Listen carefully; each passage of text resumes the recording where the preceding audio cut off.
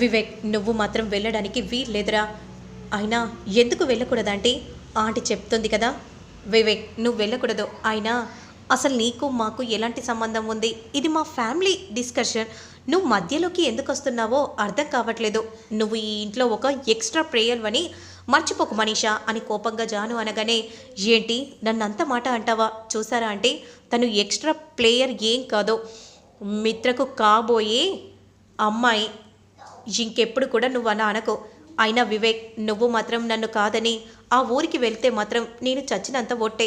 నువ్వు ఆ ఊరికి వెళ్ళడానికి వీల్లేదు అని అనగానే, ఏంటండి నిజంగానే మీరు రారా చెప్పండి అంటే, మామ్ అలా వేశాక ఎలా రావాలి అంటే మీరు రారా చెప్పండి అని అంటూ కోపంగా అక్కడి నుండి వెళ్ళిపోతూ ఉంటే, జాను జాను ఆగు జాను, ఎక్కడికి వెళ్తున్నావు అని విధంగా అంటూ వెళ్తూ ఉండగా, రేయ్ నేను చెప్తుంది అర్థమవుతుంది కదా, నువ్వు మాత్రం వెళ్ళడానికి వీల్లేదు, నువ్వు వెళ్ళకూడదు అని ఈ విధంగా అనగానే, అర్థమవుతుందా?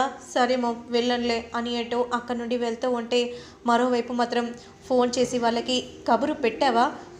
ఇంకా లేదు గురువు గారు, ఫోన్ చేస్తుంటే తీయట్లేదు. అయితే త్వరగా ఇంటికి వెళ్ళి చెప్పు, ఎక్కడికి బయటికి వెళ్ళడానికి వీల్లేదని నేను చెప్పిన మాటగా వాళ్ళకి చెప్పిన. సరే గురువుగారు ఇప్పుడే బయలుదేరుతాను అని అంటూ వెంటనే అక్కడి నుండి బయలుదేరుతూ ఉంటే, మరోవైపు నాన్న ప్లీజ్ నాన్న ఎందుకు రానంటున్నారో అందరూ కలిసి వెళ్దాం నాన్న. మిత్ర వద్దని చెప్తున్నప్పుడు వినాలి కదలకి. అయినా నీకు అవసరం లేదు. అమ్మ ఎలాంటిదో నాకు బాగా తెలుసు. ఏంటి నాన్న మీరు కూడా, అమ్మ నన్ను డైలీ రెడీ చేసి స్కూలుకు పంపిస్తుంది, జ్వరం వస్తే దగ్గరుండి నన్ను చూసుకుంది, ఇక పూజ కూడా నా కోసం పూర్తి చేసింది. అన్ని చేసిన అమ్మ ఒకే ఒక మాట అడిగింది, మిమ్మల్ని రమ్మని చెప్పింది.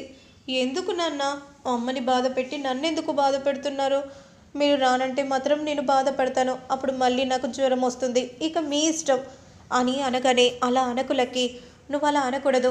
సరే నీ సంతోషం కోసం మనమందరం కలిసి ఊరికి వెళ్తాం సరేనా? నిజమా నాన్న? నిజంగా మై డాడ్ సూపర్ హీరో అని అంటూ వెంటనే లక్కీ ముద్దు పెడుతుంది. ఇక అక్క నుండి పరిగెత్తుకుంటూ వెళ్ళి అమ్మకు చెప్పాలి అని అంటూ వెళ్తూ ఉంటే, ఏంటి మిత్ర వాళ్ళు చెప్పారని నీ మనసుని నువ్వు మార్చుకోవడం ఏంటి? లక్కీని బాధ పెట్టడం నాకు ఇష్టం లేదు కాబట్టి అందుకే వెళ్ళాలని అనుకున్నాను. అంటే లక్ష్మితో కలిసి వెళ్తావా? అయినా నా మీద ప్రేమ నీకు బుద్ధిగా లేదు కదా. ఆ లక్ష్మి మీదే ప్రియారిటీ ఎక్కువ చూపిస్తున్నావు, నాకు అర్థమవుతుంది. నా మీద ప్రేమ ఉండేది ఉంటే రానని తేల్చి చెప్పేస్తావు. ఆ లక్ష్మితో అలా వెళ్ళాలని అనుకోవు. నిన్ను ప్రేమించాను మిత్ర, నువ్వు నాకే సొంతమని నేను అనుకుంటాను, కానీ నువ్వు తనతో అలా వెళ్తే నేను ఎంత బాధపడతాను అని అంటూ కోపంగా అక్కడి నుండి వెళ్తూ ఉంటే, మనీషా మనీషా అని మిత్ర పిలుస్తూ ఉంటే పట్టించుకోకుండా వెళ్ళిపోతూ ఉంటుంది రూమ్ వైపు. పిన్ని మీరైనా మనీషాతో మాట్లాడండి అని మిత్ర అంటూ ఉంటాడు. ఇక వెంటనే అక్కడి నుండి వెళ్ళిపోగానే, ఏం జరిగింది అని అంటూ అలా చూస్తూ ఉంటే, మరోవైపు ఏంటండి మీరు రానని అంటారా?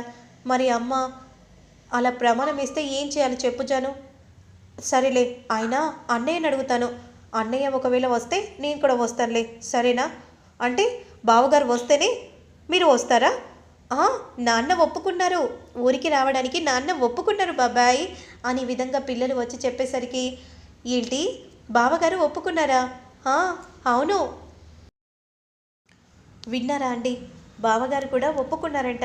మరి ఇప్పుడు చెప్పండి. అది కాదు జాను అని అంటూ దగ్గరికి వస్తూ ఉంటే, లేదు మీరు చెప్తారా లేదా? సరేలే అన్నయ్య వస్తున్నాడు కదా, నేను కూడా వస్తాను సరేనా?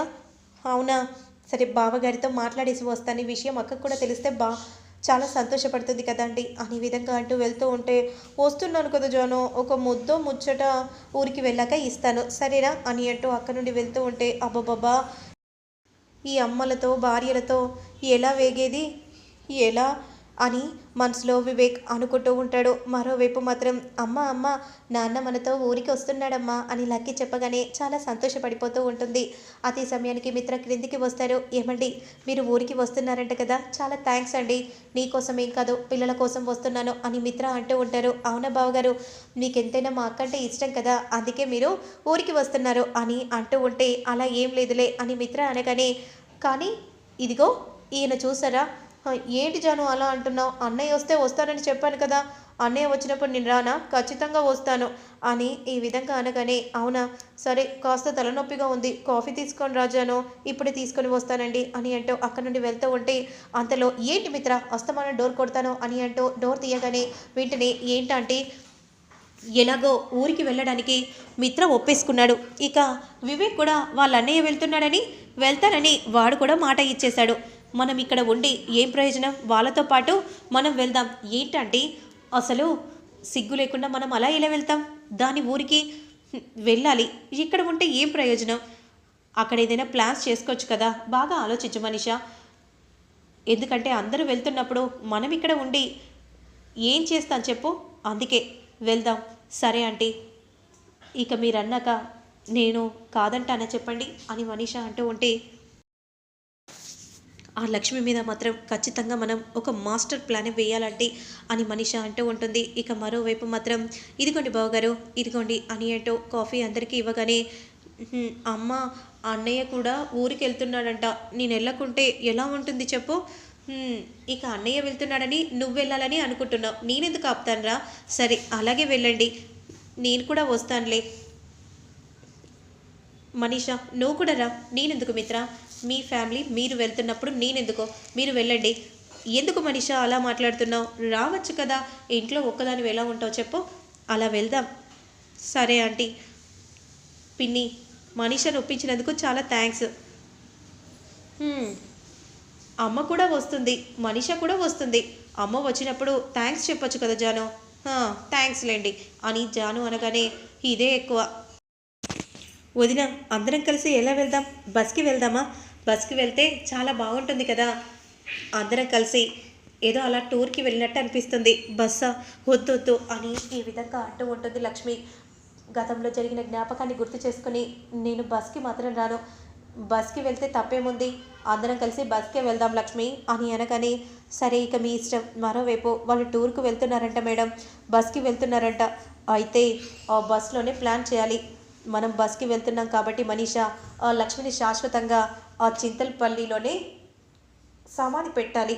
కానీ ఎలా అంటే ఏదో ఒకటి ఆలోచించండి. మీరేమంటున్నారు మేడం, అందరూ కూడా భూమి మీద లేకుండా చేయటం అలా ఎలా సాధ్యం? ఎవ్వరూ ఉండకూడదు. మనీషా, లక్ష్మి, దేవయ్య అని మిత్ర ఎవ్వరూ ఉండకూడదు. శత్రుశేషమే లేకుండా పోవాలి. అందరూ పోతే మీ మీద అనుమానం వస్తుంది కదా మేడం, ఒకసారి ఆలోచించండి. మనీషా మనం పైకి పంపించేస్తే కొంపతీసి మిత్రకి అనుమానం వస్తుందా? రాకుండా నేనున్నాను కదా ఆంటీ, నేను చూసుకుంటాను, ఎన్నో మార్గాలు ఉన్నాయి ఆంటీ అని విధంగా మనీషా అంటూ ఉంటుంది. సరే అయితే మనం ప్లాన్ వేయాలి, ఇక మీరు ప్లాన్ని అమలు చేయండి, నేను ఇంప్లిమెంట్ చేసేస్తాను అని మనీషా అంటూ ఉంటే, మరోవైపు మాత్రం చెప్పండి మేడం, ఒకవేళ మిత్రనో లక్ష్మియో బ్రతికితే మీ మీదే అనుమానం వస్తుంది. నా మీదికి రాకుండా నేను చూసుకుంటాను, కానీ వాళ్ళెవ్వరు కూడా బ్రతికి రాకుండా నువ్వు చూడు.